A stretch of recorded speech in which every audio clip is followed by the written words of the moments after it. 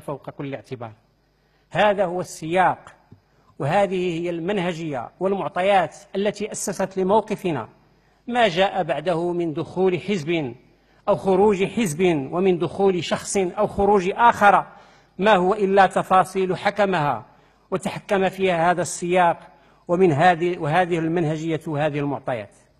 إن هذا التقدير السياسي وقساوته لا يعادله إلا حرصنا على أن نساهم في استقرار بلدنا وللدفاع عن مواطنينا،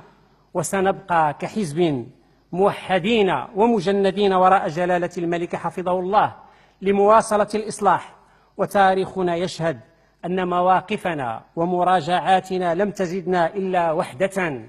ونضجا وصلابة وحماسا وإسهاما في مسيرة وطننا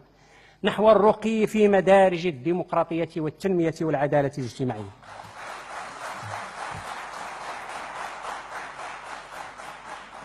إننا نعتبر أن ما حققه حزبنا من نتائج هامة وغير مسبوقة في مختلف الاستحقاقات الانتخابية المتتالية،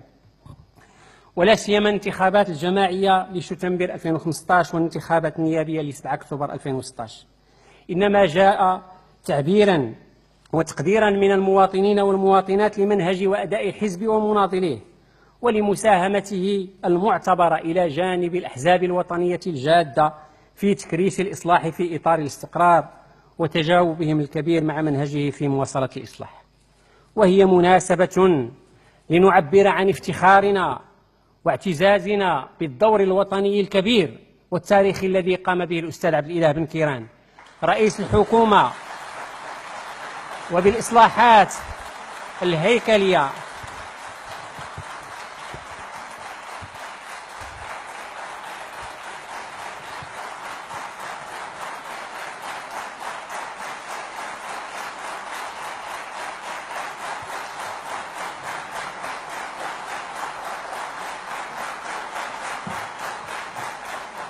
وهي مناسبة لنعبر عن افتخارنا واعتزازنا بالدور الوطني الكبير والتاريخي الذي قام به الأستاذ عبد الإله بن كيران رئيس الحكومة،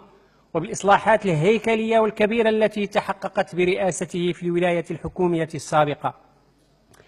ولموقفه الوطني الراقي من تطورات تشكيل الحكومة. ونعبر بهذه المناسبة في فريق العدالة والتنمية عن تقديرنا واعتزازنا الكبيرين بالتقدير الملكي